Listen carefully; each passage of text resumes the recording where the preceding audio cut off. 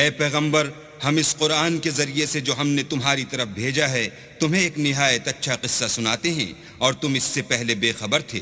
إذ قال يوسف لأبيه يا أبت إني رأيت 11 كوكبا والشمس والقمر رأيتهم لي ساجدين۔ جب یوسف نے اپنے والد سے کہا کہ ابا، میں نے خواب میں 11 ستاروں اور سورج اور چاند کو دیکھا ہے، دیکھتا کیا ہوں کہ وہ مجھے سجدہ کر رہے ہیں۔ قال يا بني لا تقصص رؤياك على إخوتك فيكيدوا لك كيدا إن الشيطان للإنسان عدو مبين۔